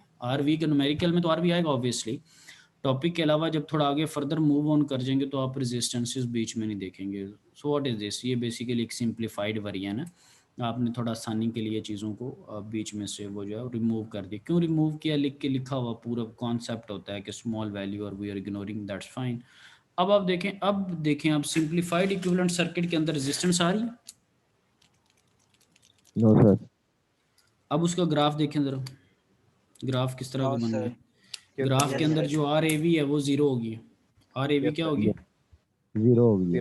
जीरो होगी। यहाँ पर जो आपको वो एक्सपोनेंशियल यूं ग्राफ नजर आ रहा था, ये देखिएगा थोड़ा मैं जो बना रहा हूँ साथ में, इस तरह के जो आपको ग्राफ नजर आ रहा था वो लाइन क्या होगी, सीधी होगी। यहाँ स्ट्रेट हो गई है। जो रेजिस्टेंस बदल रही थी वो है नहीं। Yes sir. लेकिन ना आर ए बी एवरेज जो रेजिस्टेंस है वो जीरो, मतलब एक पॉइंट पे ले उस पर वही है, दूसरे पॉइंट पे भी वही है, बिल्कुल वो लाइन अब आपको स्ट्रेट। तो ये दो तीन चीज़ें हैं, एक तो आपने बातों से इकरार किया पहली लाइन के अंदर जो मैंने हाईलाइट की हुई, फिर आपने प्रैक्टिकली थ्रू ग्राफ उसी चीज़ को एक्सेप्ट किया, फिर जब आप इक्विवेलेंट बना रहे हैं तो उसके अंदर भी आप एक्सेप्ट करें। हर पॉइंट पे चीज़ें एक ही चीज़ एक ही बात को बताती जा रही है। सो अगेन यहाँ पर क्या है कि 0.7 वोल्ट कम से कम उसको चाहिए ताकि वो कंडक्शन स्टार्ट कर दे। और ये आइडियल डायोड जो बार बार साथ में आ रहा है, मैंने आपको बार बार बता रहा हूँ कि ये सिंपल एक वायर की तरह बिहेव करेगा। अभी हम आगे देख भी ले। तो इसका नाम क्या बना, simplified equivalent circuit for silicon semiconductor है। ऊपर वाला क्या था, पीस वाइज, ठीक है, और उसके अंदर हम ऐसे रेजिस्टेंस को इंक्लूड कर रहे थे। अब जिसका हमें इंतज़ार है वो हमारे सामने आ रहा है आइडियल। ये देखें जी, सबसे बेहतर और सबसे तेज। हाँ जी प्यारे भाई, कौन सा डायोड जी, आइडियल डायोड। अब यहाँ पर कोई नाम नहीं है जी silicon, germanium, gallium arsenide, not at all. अब ये प्रैक्टिकल डायोड नहीं है, मटेरियल वाइज नहीं है, कोई इस तरह का मजाक नहीं। अब खूबसूरती वाली जो चीज़ है इसकी करैक्टरिस्टिक पे ज़रा नज़रसानी करें, और उससे भी नज़रसानी करने से पहले इसके टर्मिनल्स देखें डायोड के। पॉजिटिव को किससे जोड़ा हुआ, नेगेटिव को नेगेटिव को नेगेटिव से, पॉजिटिव को पॉजिटिव से। जो फॉरवर्ड बाइस का एक कॉन्सेप्ट होता है उसकी तरह आपने कनेक्ट कर दिया। और आप देखें 0.7 की रिक्वायरमेंट नहीं है, 0.3 की रिक्वायरमेंट नहीं है, 1.2 की रिक्वायरमेंट नहीं है। जैसे ही आपने प्रॉपर कनेक्शनिंग के साथ 0 वोल्ट दिया तो ये क्या कह रहा है, ये क्या बता रहा है कि वोल्टेजेस 0 हैं और करंट क्या है, मैक्सिमम। करंट क्या है, मैक्सिमम। तो ये आप मुझे बताएं सर्किट की सेंस में ये कब होता है कि वोल्टेज 0 और करंट मैक्सिमम। सर जब शॉर्ट सर्किट हो, शॉर्ट सर्किट क्या होता है, शॉर्ट सर्किट जब होता है, शॉर्ट सर्किट जब होता है तब वोल्टेज 0 होता है और करंट क्या होता है, मैक्सिमम। तो ये जो मैं बार बार कह रहा था, ये जो भी बार बार पिछली तस्वीरों में मैं कह रहा था कि ये सिंपल एक वायर की तरह बिहेव करेगा, तो शॉर्ट सर्किट में यही नहीं होता। आपने जो नोडल वोडल पढ़ा होगा कुछ इस तरह से, और एंड वाली लाइन यूं सीधी हो जाती होगी, ठीक है, दूर ऊपर आप नोड्स बना रहे होंगे और आप कहते हैं कि ये शॉर्ट सर्किट है तो इसके ऊपर वोल्टेज क्या है जी, 0 है, कुछ इस तरह की आप कैलकुलेशंस करते होंगे। और जब आप उसको ओपन सर्किट यूं कंसिडर करते होंगे तब आप क्या कहते हैं कि इसके ऊपर जो करंट है वो 0 है। करंट क्या है जी, 0 है। और वोल्टेज क्या है जी, मैक्सिमम है। जितना पीछे से आ रहा है वो किसके क्रॉस होगा, ओपन सर्किट के क्रॉस। ठीक है जी, ऐसे ही आप कहते हैं। Yes sir. ठीक है। सो यहाँ पर देखें आपके पास करंट कितना है, एक्स एक्सिस के ऊपर 0 करंट है, और वोल्टेज क्या है, मैक्सिमम है। जो आप प्रोवाइड कर रहे होंगे उसके ऊपर करंट 0 रहेगा। तो ये भी एरो लगा के मैंने आपको समझा भी दिया। तो ये क्या है, तो जब हम आइडियल डायोड की बात करें अक्सर हम कह रहे होते हैं कि ये ओपन सर्किट हो जाएगा, ये शॉर्ट सर्किट हो जाएगा, तो उसका मतलब ये होता है, ये जो आपके सामने ग्राफ बना। ठीक है, ठीक है। तो ये बड़ी कॉमन सी हमने टर्म्स यूज करनी है कि ये जी शॉर्ट हो गया है, ये जी ओपन हो गया। और जब आइडियल नहीं है तो जब शॉर्ट का मतलब क्या होता है कि उसकी जगह 0.7 आ जाए। Yes sir. ठीक है, उसकी जगह हम क्या कंसिडर कर रहे थे, 0.7। तो ये कुछ जो चीज़ें जो मैं जितनी भी कुछ टर्म्स बोली हैं, कुछ की समझ लगी होगी, किसी को कुछ की नहीं लगी होगी, लेकिन ये क्या है कि ये आपने आफ्टर द लेक्चर इन चीज़ों को रीड आउट करने की कोशिश करनी है कि उस टाइम पे सर क्या कह रहे थे, ये चीज़ किधर लिखी हुई है, ये कहाँ पे लिखा हुआ, और साथ साथ आपको मेल भी कर रहा हूँ कि न्यूमेरिकल लास्ट टाइम कर दी थी कि सॉल्व करते रहे। सो देखिए जी, पीस वाइज लीनियर मॉडल ये जी आ गया, एसी रेजिस्टेंस भी है, थ्रेशोल्ड वैल्यू भी है, ग्राफ भी आपने देख लिया। Simplified model R network much greater than R A V, जिस नेटवर्क में आपने उसको प्लग इन किया उसकी अपनी रेजिस्टेंस बहुत ज़्यादा और डायोड की रेजिस्टेंस बजाते खुद बहुत कम है, तो आप उसको इग्नोर कर देंगे। नेटवर्क का क्या मतलब है, माइट भी हो सकता है आपने 12-13 छोटे छोटे कंपोनेंट्स जोड़े हों और उसके अंदर एक डायोड भी आ रहा हो, और उन सारे कंपोनेंट्स के पूरे जो नेटवर्क की resistance that is greater than the resistance of the diode, so आप उसको इग्नोर भी कर सकते हैं। ये सिंप्लीफाइड वर्जन है। ये जो अभी तस्वीर में आपके सामने पढ़ रहा हूँ ये नया टॉपिक नहीं, ऊपर जो पढ़ाया उसकी समरी है, ठीक है। यस आपको पता लगेगा कि नया सिस्टम आ गया। सो ग्राफ से भी पता चल रहा है, मॉडल से भी पता चल रहा है, इससे भी पता चल रहा है। आइडियल डायोड आर नेटवर्क भी उससे ज़्यादा है, ठीक है, और ई जो नेटवर्क है वो भी वी के से ज़्यादा। ये एक आपके लिए एक नई चीज़ है। जो नेटवर्क का वोल्टेज है या जो नेटवर्क की एनर्जी है वो माइट भी हो सकता है कि जो आपके पास थ्रेशोल्ड वोल्टेज है उससे बहुत ज़्यादा हो, तो आप थ्रेशोल्ड वोल्टेज को भी इग्नोर करें। खैर ये तो उसने एक थ्योरेटिकल एक कॉन्सेप्ट डेवलप करने की कोशिश की है कि किस तरह से होता है, ठीक है।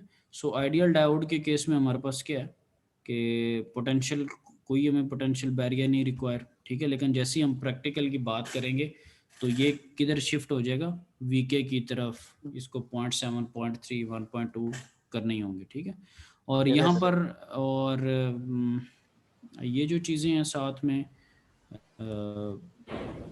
ये वाली सारी, ये आर नेटवर्क या ये जो लॉजिक्स दे रहा है ये बेसिकली आपको इसलिए दे रहा है, ये थोड़े कॉन्सेप्ट इन्हेंस कर रहा है कि जब हम कुछ चीज़ ज़ीरो करते हैं तो किस बेस पे ज़ीरो करते हैं और क्या कॉन्सेप्ट्स हमारे पास होते हैं। तो ये थोड़े से ये भी एक अच्छी चीज़ है कि किस तरह से।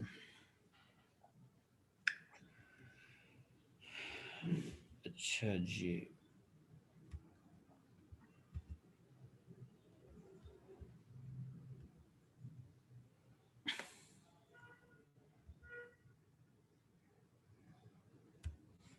लाइट एमिटिंग डायोड, अच्छा बड़ी इंपॉर्टेंट है लगाना लाइट एमिटिंग पे था टाइम लगा, उस पर क्या बड़ी ज़रूरी चीज़ है लाइट एमिटिंग डायोड। अभी तक तो एलईडी नहीं की होगी लैब में ना, ठीक है। No sir. ठीक है, ओके जी। चलें जी, इसको ज़रा 10 मिनट बड़ी खूबसूरती के साथ आपने ज़रा सुनना, थोड़ा ज़हन बना लें। वर्ड लाइट एमिटिंग डायोड में भी डायोड का वर्ड है, डायोड तो इटसेल्फ ही डायोड का वर्ड है। हमने देखना भी है कि डायोड क्या है, एलईडी क्या है, नाम दोनों में थोड़ा सेम सेम है। एक लाइट दे रहा है, एक लाइट नहीं दे रहा, इस तरह के कुछ मेरे जहन में क्वेश्चंस हैं, मैं पढ़ता हूँ, फुली ठीक होते जाएंगे। फिर मैंने ये भी देखा हो कि जब पी एन जंक्शन मेरे पास बनता है और पॉजिटिव और नेगेटिव रिकम्बाइन होते हैं, कभी डिप्लीशन लेयर जो होती है वो कम हो जाती है, कभी डिप्लीशन लेयर ज़्यादा हो जाती है, रिवर्स बायस में बढ़ जाती है, फॉरवर्ड बायस में कम हो जाती है। सो पॉजिटिव और नेगेटिव जब रिकम्बाइन होते हैं, तो आप फर्स्ट लॉ ऑफ थर्मोडायनामिक्स के स्टूडेंट रहे हैं किसी दौर में, आपका क्या ख्याल है कि पॉजिटिव नेगेटिव रिकम्बाइन हुए और एज अ रिजल्ट कुछ भी नहीं मिलेगा, energy neither created not destroyed, कुछ ना कुछ तो होना चाहिए, कुछ ना कुछ होगा, और वो हमें नहीं पता कि क्या हो रहा है, वो हमें पता होना भी चाहिए और अभी लग भी जाएगा पता। सो दो चीज़ें, जब पॉजिटिव और नेगेटिव रिकम्बाइन होते हैं तो हीट की फॉर्म में एनर्जी लूज होती है। साफ ज़रा ना, जब पॉजिटिव एक एनर्जी कैरी की है और नेगेटिव एक एनर्जी कैरी की है, वो दोनों मिले हैं और आप कह रहे हैं कि वो जी रिकम्बाइन हो गए, ख़त्म हो गए, तो ये तो हम तो कहते हैं कि energy neither created not destroyed, energy नहीं डिस्ट्रॉय हो सकती। तो हीट की फॉर्म में एनर्जी उसमें ज़ाया होती है जब पॉजिटिव और नेगेटिव रिकम्बाइन होते हैं। और अब देखना ये है कि फिर हमें लाइट कैसे नज़र आ जाती है। तो सबसे पहले तो देखते हैं कि इन सिलिकॉन, ये मैं लाइन पढ़ने लगा हूँ, in silicon and germanium diodes the greater percentage of the energy converted during recombination at the junction is dissipated in the form of heat within the structure and the emitted light is insignificant। जो emitted light होती है या तो बहुत कम होती है या इतनी significant नहीं होती, इतनी important नहीं होती, हमें नज़र नहीं आ रही होती। ये सिनेरियो है जी डायोड का, जो कि अभी तक आपने पढ़ा है इस चैप्टर आने से पहले तक, ठीक है जी। Yes sir. कि जो जब पॉजिटिव और नेगेटिव रिकम्बाइन होते हैं तो एनर्जी हीट की फॉर्म में ज़ाया होती है और हीट हमें नज़र नहीं आती, ये हम सबको पता है, और बहुत इनसिग्निफिकेंट अमाउंट होती लाइट की, तो इसीलिए हमें लाइट भी कोई ख़ास नज़र नहीं आती। अब फिर लाइट को देखना भी है, टॉपिक भी पढ़ना है, एलईडी भी बनानी है। एलईडी हमने देखी भी है, जश्न 12 पे भी देखी, चाइना वाले डिब्बे भी ख़रीदे में। सो फिर मामला आगे थोड़ा लेके चलें। ओके जी, अब थोड़ा आगे चलते हैं। ओके क्या जी, diode constructed of gallium arsenide emit light, ठीक है, इन इंफ्रारेड, और इंफ्रारेड के आगे लिखा हुआ इनविजिबल जोन। अब इसमें खुशी भी है और गमी भी है, ये कभी खुशी कभी गम हो गया इतनी लाइन के अंदर, कि पहले वो कहता है कि ये लाइट अमिट कर सकते हैं और साथ ही उसने कह दिया है कि ये इंफ्रारेड जोन यानी कि इनविजिबल जोन। तो पढ़ते साथ ही मेरे जहन में आया कि लाइट अमिट भी कर सकते हैं और जोन भी इनविजिबल है, मुझे तो विजिबल चीज़ चाहिए तभी मुझे रोशनी नज़र आएगी ना, ठीक है, विजिबल और इनविजिबल का जो वर्ड है। तो यहाँ पर एक खुशखबरी मेरे लिए ये है कि गैलियम आर्सेनाइड वाले जो है ना वो लाइट अमिट कंपैरेटिवली करते हैं। रहेगी बात कि इनविजिबल जोन है, नज़र आती है, ठीक नहीं आती, इंफ्रारेड है क्या है, इनको मैं देख लेता हूँ, मेरे लिए इतने इशू के नहीं है। तो इसमें मेरे पास एक कॉन्सेप्ट आया भी और ख़त्म भी हो रहा है, इन पैरेलल दो चीज़ें अब चलने लगी। तो जो एलईडीज़ बनती हैं ना, जो एलईडीज़ बनती हैं वो गैलियम आर्सेनाइड की बनती हैं, लेकिन उनके साथ थोड़ी सी कुछ और मटेरियल की भी छेड़खानी करनी पड़ती है सर। एडिशन होती है, ठीक है, वो अभी ज़रा देख लेते हैं। अब यही मेरे जहन में कुछ क्वेश्चंस हैं, ये सारी रीडिंग बड़ी इंपॉर्टेंट है, रीडिंग करने वाली चीज़ें मैं साथ साथ करूँ। Even though the light is not visible, infrared LEDs have numerous applications where visible light is not a desirable effect. अब जहाँ पर ये एप्लीकेशन में थोड़ा आ गया, एलईडी से थोड़ा हट के थोड़ा एक स्टेप आगे निकलने की कोशिश कर रहा है। लाइट आपको नज़र आई, और लाइट का क्या है कि लाइट जब निकलेगी तो फोटॉन्स कोई ना कोई सिग्नल होंगे ना, नज़र आ गए तो ठीक है, अदरवाइज़ रोशनी जैसे बल्ब है, बल्ब पता नहीं कहाँ पे लगा होता और हमें पूरे कमरे में रोशनी मेरी होती, ठीक है। सो अगर आप लाइट इनविजिबल है तो कोई मसला नहीं, आप वो देख लें कि एक आपके पास सिग्नल तो बन गया ना, अब हीट तो नहीं है ना, लेकिन कोई फोटॉन्स की शेप में कोई ना कोई चीज़ निकली, तो अगर नज़र नहीं भी आ रही तो आप ऐसी एप्लीकेशन दे लें जहाँ पे रोशनी का इशू नहीं है, आप कहीं और इसे इस्तेमाल कर लें। तो वो कहाँ कहाँ पे इस्तेमाल होता है, सिक्योरिटी सिस्टम्स के अंदर, ठीक है, एक तरफ से सिग्नल आया, दूसरी तरफ से लॉक लेट से खुल रहा है, ओपन हो रहा है, इंडस्ट्रियल प्रोसेसिंग के अंदर, ऑप्टिकल कपलिंग के अंदर, सेफ्टी कंट्रोल, ये गैराज के जो डोर ओपनर्स वगैरह हैं इनके अंदर, यानी कि सम हो ये उसकी एप्लीकेशंस आ गई, लेकिन अभी वो हमारा दिल ठंडा नहीं हुआ क्योंकि हम कुछ और मामला देख रहे हैं। With the infrared light of the remote control in the controlling element, remote control के अंदर भी उसने कहा है कि इंफ्रारेड ये आ गई। इंफ्रारेड बेसिकली कह रहे हैं इनविजिबल जोन को ना, अभी भी काम ठीक नहीं हुआ। मेरा मकसद एलईडी है, जब तक एलईडी नहीं आएगी मुझे सुकून नहीं आएगा। एप्लीकेशन भी आ गई, उसने कहा कि ठीक है गैलियम आर्सेनाइड को आप लें, अगर वो आपको लाइट अमिट करता है लेकिन वो इनविजिबल जोन अगर नज़र नहीं भी आती तो आप ऐसी एप्लीकेशन देख लें जहाँ पे लाइट का नज़र आना अहमियत का हामल नहीं है, इस कॉन्सेप्ट को यूज़ कर लें। उसने बता दिया। अब उधर ही चलते एलईडी की तरफ ही, तो उसने बताया कि आपके पास क्या है, कुछ एक्सटर्नल मेटालिक कंडक्टिंग सरफेस जो है ना, ठीक है, connecting the P type smaller to pyramid the, आप क्या करें कि कुछ फर्दर आप ले लें कोई भी मटेरियल और उसको रिकम्बाइन कर लें गैलियम आर्सेनाइड के साथ। क्या कर लें जी, गैलियम आर्सेनाइड के साथ रिकम्बाइन कर लें तो होगा क्या, ये आप कंस्ट्रक्शन को देखें, ये अंबर इधर लिखा हुआ है, लाइट का कलर ब्लू लिखा हुआ है, ग्रीन लिखा हुआ है, ऑरेंज, रेड, वाइट। कंस्ट्रक्शन में देखें, कंस्ट्रक्शन में देखें आपको कोई इसमें जो मटेरियल नज़र आ रहा है, यहाँ पे अगर देखें तो गैलियम आर्सेनाइड के साथ पी का आपने कम्बिनेशन कर दिया, यहाँ पे भी कुछ कर दिया, ठीक है। आप गैलियम आर्सेनाइड को पकड़ के किसी और जो कोई मटेरियल है उसके साथ उसकी कंस्ट्रक्शन को मिक्सअप कर रहे हैं ताकि आपके पास गैलियम आर्सेनाइड लाइट तो देता था लेकिन वो इनविजिबल लाइट देता था, अब आपके पास वो लाइट क्या हो जाए, विजिबल हो जाए। तो ये सिर्फ सिलिकॉन और जर्मेनियम को तो हम आगाज़ में साइड पे कर चुके हैं, क्योंकि जब वो रिकम्बाइन करता है तो वो लाइट नहीं होती, मोस्टली हीट होती है, वी आर नॉट इंटरेस्टेड। और आगे आप लैब में भी देखेंगे ये लिखा हुआ टिपिकल फॉरवर्ड वोल्टेज 2.1 वोल्ट देंगे तो अंबर वाला जो अंबर कलर का जो एलईडी आपने ली है वो तब जलेगी, ब्लू लेंगे 5 वोल्ट देंगे तब जलेगी, ग्रीन को 2.2 देंगे तो वो तब चलेगी। ये वही चीज़ें हैं जैसे आपके पास पोटेंशियल बैरियर के केस में 0.7, 0.3, 1.2 होता है फॉर द जर्मेनियम, सिलिकॉन और गैलियम आर्सेनाइड। तो यहाँ पर जब आप उसके साथ गैलियम आर्सेनाइड डिफरेंट एक कॉम्बिनेशन आपने एडअप कर दिया और डिफरेंट कलर कर दिए, तो अब जब आप अगली लैब में एलईडी के ऊपर जब लैब करेंगे तो आपको एक सर्टेन वोल्टेज अप्लाई करना पड़ेगा, ठीक है, और उसके ऊपर आपके पास रीडिंग्स आ रहेंगे वो, और आपके मैनुअल में सारी चीज़ें दर्ज भी होंगी। तो वो क्या चीज़ है, क्यों, क्योंकि अब वो वाले सेमीकंडक्टर डायोड नहीं है, वो सिलिकॉन नहीं है, वो जर्मेनियम नहीं है, वो गैलियम आर्सेनाइड नहीं है, उसके साथ आपने और मटेरियल को अडॉप्ट किया। तो जब मटेरियल डिफरेंट अडॉप्ट करेंगे अब उनका क्या पोटेंशियल बैरियर बनता है, क्या बनता है, वो एक डिफरेंट चीज़ है। अब इसका सिंबल किस तरह का होगा, सिंबल को अगर आप देखें तो उसके ऊपर आपको ये देखें ये रेज जाती नजर आ रही है, ये बता रहा है कि ये एलईडी है। ये सिंपल वाला डायोड नहीं है, ये क्या है जी, एलईडी है। पहले वाला अगर आप देखें तो पहले के ऊपर इस तरह की रेज नहीं बनाता होता, क्या ख्याल यस सर। डायोड के ऊपर ही, तो ये बता रहा है। अब यहाँ पर देखें ये पॉजिटिव नेगेटिव देखें, ये पॉजिटिव नेगेटिव देखें और ये सांप बने हुए आपको नज़र आ रहे हैं, स्नेक्स वाली नोकिया की गेम है। और क्या लिखा हुआ, emitted visible light. Gallium arsenide जो था वो कुछ हीट देता था और कुछ लाइट देता था, लेकिन इनविजिबल थी, वो नज़र नहीं आती थी। तो हमने उसकी डिफरेंट एप्लीकेशंस पढ़ ली कि उसको वहाँ पर यूज़ कर लो, लेकिन फिर एलईडी अभी भी हमें चला के देखनी, तो हमने उसके साथ कम्बिनेशन कर लिया। तो ये देखिए ये पॉजिटिव नेगेटिव, अब जब ये रिकम्बाइन होंगे ना तो अब ये हीट नहीं देंगे, ठीक है, मतलब देंगे कुछ अमाउंट में हीट होगी, लेकिन मोस्टली क्या होगी, विजिबल लाइट होगी और वो रोशनी हमें नज़र आएगी और आप कहेंगे जी एलईडी चल गई। अब ये एलईडी के बल्ब्स भी हैं, रिमोट एलसीडीज भी हैं, उनके अंदर भी एलईडी टेक्नोलॉजी, ठीक है ना, पहले टीवी होता था, फिर एलसीडी टेक्नोलॉजी, फिर एलईडी टेक्नोलॉजी। ये साथ में एप्लीकेशन बता रहा हूँ, सिर्फ बल्ब वगैरह इनकी हद तक नहीं है, ठीक है। और यस सर।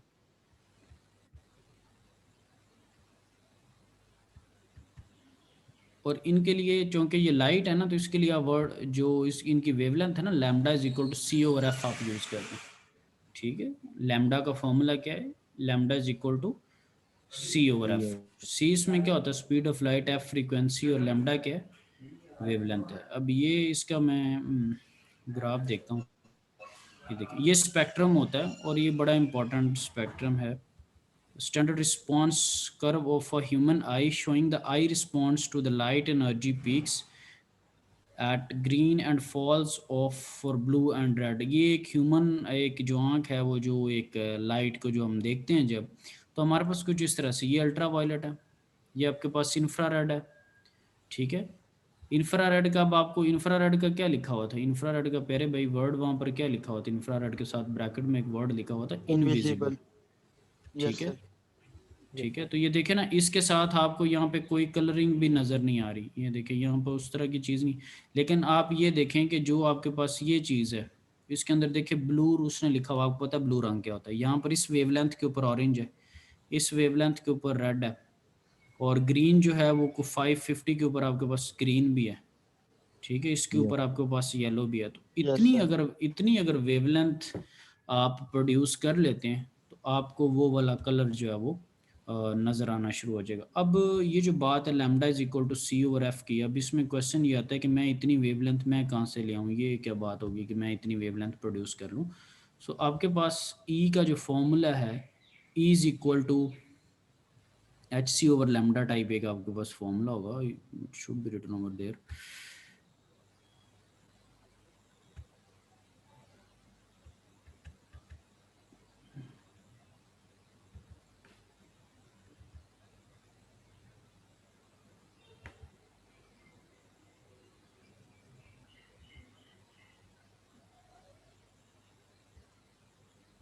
ये is equal to H C over lambda, ठीक है। और एच इसमें क्या है, एच इसमें प्लैंक्स कांस्टेंट होता है, ई जी का भी उसने लिखा हुआ इलेक्ट्रॉन वोल्ट के अंदर एनर्जी है, और सी स्पीड ऑफ लाइट है, लैम्डा वेवलेंथ है।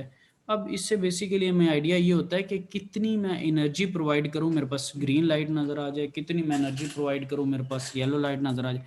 अब क्वेश्चन ये कि ये मैं कैसे कह रहा हूँ, एच एक कांस्टेंट है, सी भी एक कांस्टेंट है, दोनों रेस से आउट हो गए, कांस्टेंट की कोई औकात नहीं होती, आप जस्ट कांस्टेंट ही पुट करेंगे।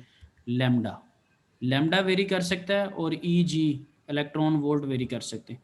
अब ऊपर आपको मैंने तस्वीर दिखाई, आपको पता है कि ग्रीन के लिए कितनी लैम्डा चाहिए, ठीक है, इस पर भी मैं टिक मार्क कर रहा हूँ। रेड के लिए कितनी लैम्डा चाहिए, ऊपर ग्राफ में आपके पास मौजूद है, और उनके अकॉर्डिंगली आपको पता नहीं चल जाएगा कि आपको एनर्जी कितनी चाहिए, या दूसरे लफ्ज़ों में अगर आपको एनर्जी का पता है तो आपको लैम्डा का पता चल जाए, ठीक है। तो ये चीज़ें आपस में इंटरलिंक वाला इसका सिनेरियो, यूनिवर्सली भी कह लें और इंटरलिंक भी कह लें। यहाँ पे बड़ी इंपॉर्टेंट चीज़ है, वो substitute the energy gap level 1.43 electron volt for gallium arsenide into the equation. उसको पता था कि गैलियम आर्सेनाइड के लिए जो इलेक्ट्रॉन वोल्ट ईजी होता है 1.43 होता है। ये कहाँ से, पहले आपको मैं पढ़ा चुका हूँ कि सिलिकॉन, जर्मेनियम और गैलियम आर्सेनाइड के लिए ईजी जो है वो कितने इलेक्ट्रॉन वोल्ट होता है, वो भी एक उदाहरण है आपके पास। मैंने आपसे इलेक्ट्रॉन वोल्ट की डेफिनेशन सारों से पूछनी थी, वो भी एक आपने चीज़ मुझे बतानी थी, लेकिन वो भी अभी पेंडिंग है।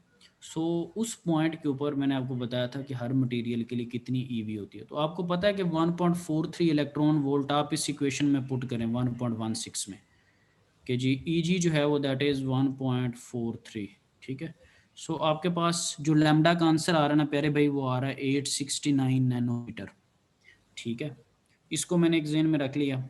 फिर मैंने सिलिकॉन की जो ईजी होती है 1.1 इलेक्ट्रॉन वोल्ट उसको पुट किया और मेरे पास लैम्डा आ गया 1130। अब ये जो दो मैं लाइनें पढ़ रहा हूँ वो समरी हैं बेसिकली पूरे लेक्चर की ना। यहाँ पे लिखा हुआ which is well beyond the visible range of figure 1.51। मैं जाके आपको बताता हूँ। ये जो लैम्डा है ये ग्रीन रेड वगैरह किसी के करीब करीब नहीं आ रही। Yes sir. उसने कहा ये बहुत दूर निकल गया, इसको मैं इस्तेमाल भी नहीं कर सकता। ये जो 869 गैलियम आर्सेनाइड के निकली है ये भी दूर, लेकिन ये थोड़ा सा करीब है, इसके अंदर अगर मैं चेंजेस करूं तो मैं कर सकता हूं। Yes sir. Wavelength of 869 nanometer places gallium arsenide in the wavelength zone typically used in infrared devices. ये इंफ्रारेड का है, ये इनविजिबल है, जो आपको एप्लीकेशन बताई थी डोर सिक्योरिटी सिस्टम, लेकिन फिर बात वही एलईडी के ऊपर आना है। सो कंपाउंड मटेरियल जिसके अंदर आप लेट से गैलियम आर्सेनाइड के साथ कोई और लगा लें, जैसे उसने पी ये लगाया हुआ है, तब आपके पास जो उसका बैंड गैप है वो 1.9 इलेक्ट्रॉन वोल्ट बनता है। फिर वो जो 1.43 है उस सेंस में नहीं बनेगा। और फिर उसके साथ जो आंसर आ रहा है वो आ रहा है 654 नैनोमीटर। तो अगर आप ऊपर आ जाते हैं, एक मिनट, ये दो वैल्यूज इनमें सारों ने रखनी है, एक 1100 कुछ और एक 800 कुछ है 869। ये आ जाता मैं इसके ऊपर। अब आप ये मुझे बताएं कि 1100 जो है वो यहाँ पर करके कहीं आ रही है, ठीक है। तो यहाँ पे तो कोई ऐसी है ही नहीं जो कि आपकी आंख देख सके। Yes sir. तो सिलिकॉन तो रेस से आउट हो गया, ठीक है। अब जब 869 की आप बात करते हैं तो 700 तक चीज़ें चल रही थी, 869 भी रेस से आउट है।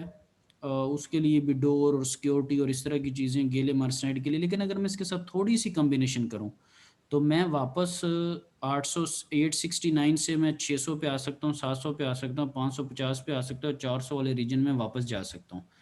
तो मैंने जो ऊपर आपको अंबर और ग्रीन और येलो में बताया था, आप डिफरेंट मटेरियल को मिलाते हैं और डिफरेंट मटेरियल को मिलाते हैं तो फिर आपके पास इलेक्ट्रॉन वोल्ट की वैल्यू चेंज हो जाती है। और जब इलेक्ट्रॉन वोल्ट की वैल्यू चेंज होगी तब आपके पास जो लैम्डा है वो भी चेंज हो जाता है। तो फिर आप ऑरेंज और ग्रीन और इन सारी चीज़ों पे आ जाते। तो ये एक समरी थी कि किस तरह से आपके पास चीज़ें होती हैं, ठीक है। कि हीट और लाइट है कुछ में, तो यहाँ पर बेस्ट कुछ लोग उस दिन पूछ रहे थे कि मतलब कुछ चीज़ों पे बेस्ट वेस्ट पूछ रहे थे। तो एलईडी के केस में जो बेहतर जिसकी तरफ झुकाव है वो गैलियम आर्सेनाइड की तरफ है, लेकिन वो भी कंपाउंड मटेरियल के साथ कुछ कम्बिनेशन करके।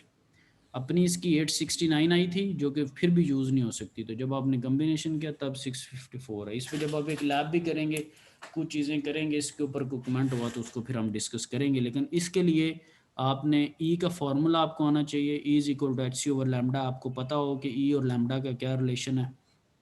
वो जो ऊपर आपको इंफ्रारेड वाली बताई हैं वो ग्राफ के साथ आपकी थोड़ी फ्रेंडशिप हो। और पूरा जो फर्स्ट चैप्टर है उसके न्यूमेरिकल्स, ग्राफ्स, ये सारी चीज़ें हम डिस्कस करें। ये सारी चीज़ें आपके फिंगर टिप्स पे होनी चाहिए, ठीक है। और जो जो चीज़ें आपको सर्च वर्च करने के लिए के वर्क करें, अगले दिन हम एक क्विक स्पीड के साथ चैप्टर नंबर 2 पे जाएंगे। क्योंकि मैं चैप्टर 1 पे ज़रूरत से ज़्यादा टाइम लगा चुका हूँ। यहाँ पे रिकमेंडेड था मैं 1 वीक लगाऊँ, यहाँ पे मैंने 2.5 वीक लगाए। सिर्फ क्यों? ताकि आपको कोर्स की थोड़ी बेसिक डेवलप हो जाए, ठीक है। सो जो मैंने आपका जहाँ पर भला करने के लिए थोड़ा अपना ज़्यादा टाइम इन्वेस्ट किया है वो मुझे बैलेंस भी करना है, ठीक है। सो वहाँ पर वक्त लगाने का मतलब ये था कि अगर किसी ने मेरे साथ मिलना है, अगर कोर्स के साथ मोहब्बत करनी है, सीखना है सीख ले, मोटिवेशन पैदा करनी है कर ले। अब जो कुछ होना था हो चुका है, पैदा होनी थी या नहीं होनी थी, एवरीथिंग हैज़ बिन डन, जो कुछ भी होना था। सो अब मैं चैप्टर 2 की तरफ अगले लेक्चर में जाऊंगा और उस पर पार्टी ज़्यादा होगी, क्योंकि उसमें मैं फिर हर जगह पर इस तरह रुक के डिटेल में नहीं बातें कर रहूँगा कि जब भी जो मैं मतलब इस चैप्टर में करने लग जाता था, ठीक है, ठीक है ना। क्योंकि हर चीज़ पे हर चीज़ रिपीट। तो सारे जो है वो चैप्टर नंबर 1 को अच्छी तरह पढ़ के अगले लेक्चर में आपने मेरे साथ आना है। बाकी सारे मीटिंग को लीव कर दें। सॉरी आपको थोड़ा सा टाइम लिया क्योंकि मैं रेजिस्टेंस में ज़रा खो गया था और एलईडी पे मुझे थोड़ा बताना था आपको, और ठीक हो गया जी ये। और किसी को अगर कुछ हुआ है तो वो मुझे बता दे, बाकी मीटिंग को लीव कर सकते हैं। Thank you very much. Sir ये हर किसी की वेवलेंथ डिफरेंट होती है हर एलिमेंट की? हर एलिमेंट की वेवलेंथ नहीं, लाइट के कलर की वेवलेंथ होती है, ग्रीन की, रेड की, उसकी। ठीक है, ठीक है। और जो आप बात Yes, करें sir. कि हर मटेरियल की डिफरेंट होती है, उसमें ये होता है कि E is equal to H C over lambda की इक्वेशन है। उसमें चूँकि हर मटेरियल की E एक अपनी होती है, तो लिहाजा लैम्डा का एक आंसर भी उसका अपना निकल आता है। हम ये देखते हैं कि क्या वो लैम्डा के ऊपर कोई रोशनी हमें नज़र आ सकती है, वो हम ग्राफ में जाके देखते हैं कि 1100 लैम्डा के ऊपर तो हमें हमारी आंख से कोई रोशनी भी नज़र नहीं आती। ठीक है, हर मटेरियल का अपना एक इलेक्ट्रॉन वोल्ट होते हैं Eg, उसके मुताबिक एक आंसर निकलेगा लैम्डा का। और अब आप ग्राफ में जाके देखेंगे कि क्या ये लैम्डा यूज़फुल है या नहीं है। तो हो सकता है कि उस लैम्डा के ऊपर कोई लाइट ही एग्जिस्ट ना करती हो, तो अगर लाइट एग्जिस्ट करती होगी तो आप कहेंगे ओके जी ये यूज़फुल है और हमें लाइट नज़र भी आ जाएगी। और अगर लैम्डा के ऊपर नहीं एग्जिस्ट करती तो फिर आपको लाइट नज़र नहीं आएगा। ठीक है, ये चीज़ है। Yes sir. और सर इसके जो न्यूमेरिकल्स की प्रैक्टिस वगैरह करनी है, वो जो चैप्टर के एंड्स न्यूमेरिकल्स होते हैं उनकी करनी है प्रैक्टिस वगैरह, प्रैक्टिस के लिए? प्रैक्टिस के लिए वो वाला करें, पेपर हमारा अपनी मर्जी, जहाँ से मर्जी हम दें। आप एग्जांपल्स करें और न्यूमेरिकल करें। जब आप कर लेंगे तो आप एक रीजनेबल कॉन्सेप्ट्स पे होंगे, आप कुछ अच्छा परफॉर्म कर सकते हैं। ठीक है, जज हम आपको जहाँ से मर्जी करें। यस सर जरूर। ठीक है, ठीक हो, ओके जी, अल्लाह हाफिज़। अल्लाह हाफिज़। Thank you sir. Thank you. अल्लाह हाफिज़ सर। अल्लाह हाफिज़। अल्लाह हाफिज़ सर।